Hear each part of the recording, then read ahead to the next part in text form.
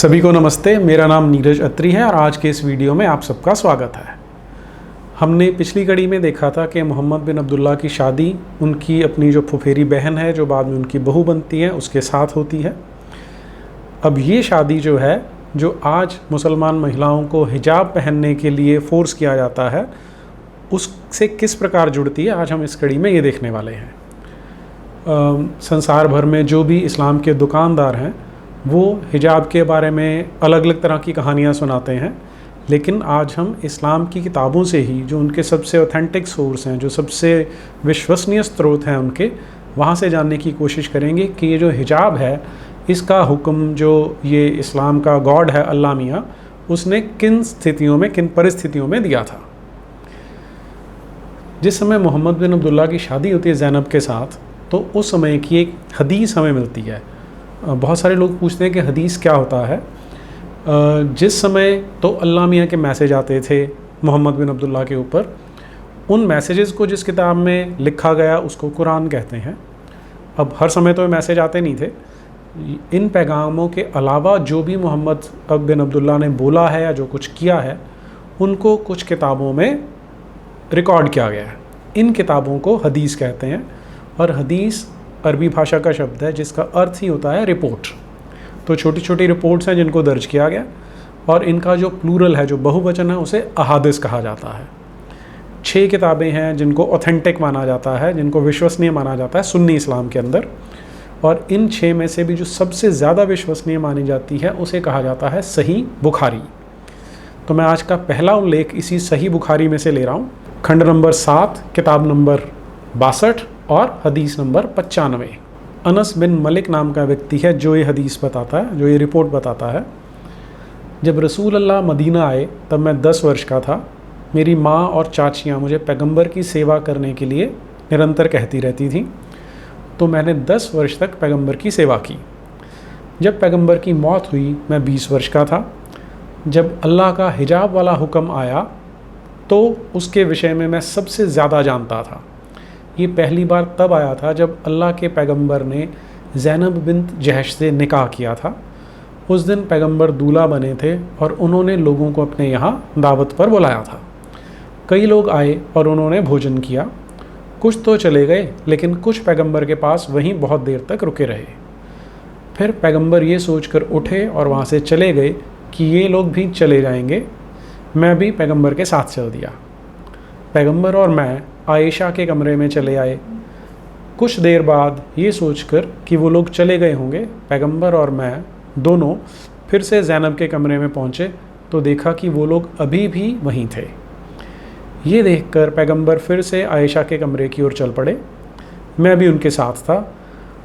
उसकी दहलीज पर पहुंचकर पैगंबर ने सोचा कि वे लोग चले गए होंगे और पलटकर ज़ैनब के कमरे में पहुंच गए।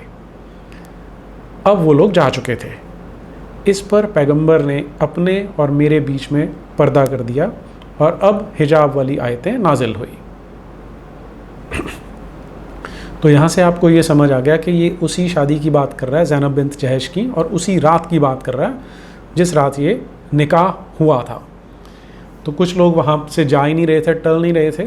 तो कुछ समय बाद जब वो चले जाते हैं वहाँ से, तब एकदम से अल्लाह मियाँ की नई आयतें आती हैं। अब हम उन आयतों को देखते हैं कि वो क्या बताती हैं। जो पहली आयत में ले रहा हूँ वो है, ये सारी की सारी जो सूरा 33 है उसी में से ली जाएंगी। सूरा का नाम अल अहज़ाब है। जो पहली मैं आयत ले रहा हूँ वो है आयत नंबर 28। ए रसूल, अपनी बीवियों से कह दो कि अगर तुम फ़क्त दुनियावी ज़िंदगी और उसकी आराइश व ज़ीनत की ख्वाहा हो तो उधर आओ, मैं तुम लोगों को कुछ साजो सामान दे दूँ और उन्वाने शाइस्ता से रुखसत कर दूँ। तो ये आयत पैगंबर की बीवियों के लिए एक मैसेज है कि अगर तुम दुनिया का मज़ा लेना चाहते हो, दुनिया का जो ऐशो आराम है उसको एंजॉय करना चाहते हो, तो मैं तुम्हें थोड़े से पैसे दे देता हूँ, थोड़ा सा तुम्हें माल देकर रुखसत कर देता हूँ, तुम्हें छोड़ देता हूँ। अगली आयत, आयत नंबर 29 क्या कहती है वो देखते हैं। और अगर तुम लोग अल्लाह और उसके रसूल और आखिरत के घर की ख्वाहा हो तो अच्छी तरह से ख्याल रखो कि तुम लोगों में से नेकोकार औरतों के लिए अल्लाह ने यकीनन बड़ा अज़्र व सवाब मुहैया कर रखा है। और अगर तुम अल्लाह की, रसूल की और जो क़यामत का दिन आने वाला है उस पे ध्यान देती हो, तो अल्लाह ने तुम्हारे लिए बहुत सारा सवाब बचा के रखा हुआ है। अगली आयत, ए पैगंबर की बीवियों, तुम में से जो कोई किसी सरीही नाशाइस्ता हरकत की या मुर्तिब हुई तो याद रहे कि उसका अजाब भी दुगना बढ़ा दिया जाएगा और अल्लाह के वास्ते निहायत आसान है। अगली आयत, और तुम में से जो बीवी अल्लाह और उसके रसूल की ताबेदारी अच्छे काम करेगी उसको हम उसका सवाब भी दोहरा अता करेंगे और हमने उसके लिए जन्नत में इज़्ज़त की रोटी तैयार कर रखी है। तो ये 30वीं और 31वीं आयत है, ये उनको बड़े प्यार से ये समझाती हैं कि अगर तुम रसूल के कहने पर चलोगी, जैसा वो चाहता है वैसा करने वाली हो, तो तुम्हें जो अवार्ड मिलेगा, जो अल्लाह मियाँ सवाब देने वाले हैं, वो भी डबल होने वाला है। लेकिन अगर गलत किया तो सज़ा भी डबल ही मिलने वाली है, क्योंकि तुम आम महिलाएं नहीं हो। आयत नंबर 32, ए नबी की बीवियों, तुम और मामूली औरतों की सी तो हो नहीं, बस अगर तुमको परहेज़गारी मंजूर रहे तो अजनबी आदमी से बात करने में नरम नरम लगी लिपटी बात ना करो, ताकि जिसके दिल में शहवत ज़िना का मर्ज़ है वह कुछ और इरादा ना करे। तो 33वीं आयत उनको थोड़ा सा प्यार से समझा रही है कि तुमने मीठी मीठी बातें नहीं करनी है, हंस के नहीं बोलना, उनसे प्यारी प्यारी बातें नहीं करनी जो तुमसे बात करने आते हैं, क्योंकि अगर किसी के मन में तुम्हारे साथ कोई गलत विचार है तो उसको हवा ना मिल सके। अगली आयत, और साफ साफ उन्वाने शाइस्ता से बात किया करो और अपने घरों में निचली बैठी रहो और अगले ज़माने की जाहिलियत की तरह अपना बनाव श्रृंगार ना दिखाती फिरो और पाबंदी से नमाज पढ़ा करो और बराबर ज़कात दिया करो और अल्लाह और उसके रसूल की इताअत करो।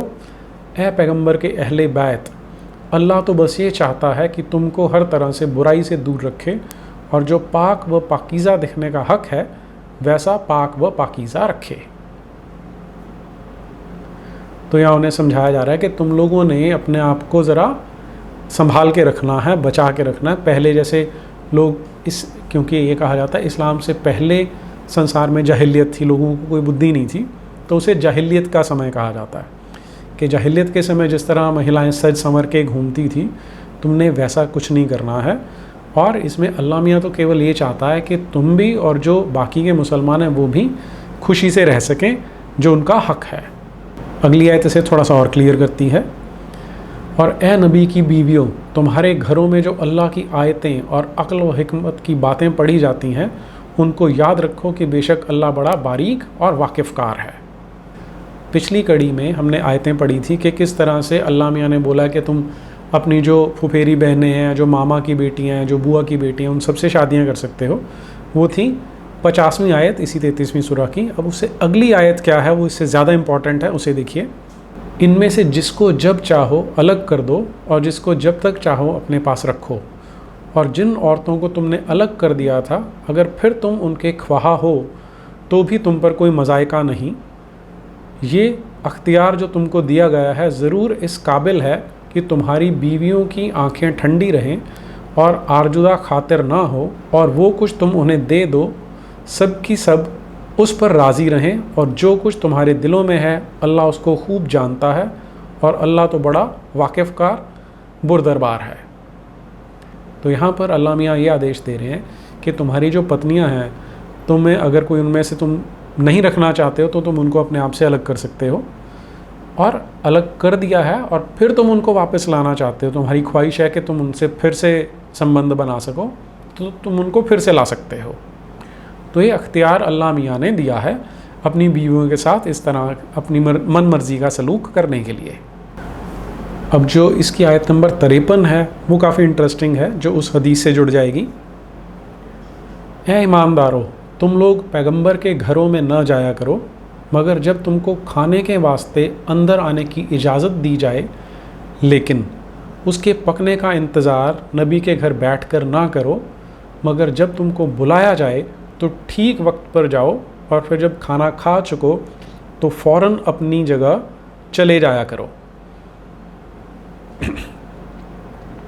और बातों में ना लग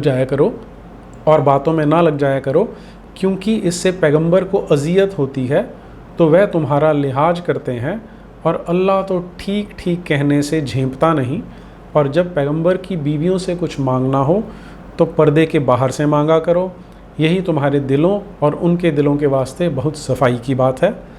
और तुम्हारे वास्ते ये जायज़ नहीं कि रसूल अल्लाह को किसी तरह अजियत दो, और ना ये जायज़ है कि तुम उसके बाद कभी उनकी बीवियों से निकाह करो, बेशक ये अल्लाह के नज़दीक बड़ा गुनाह है।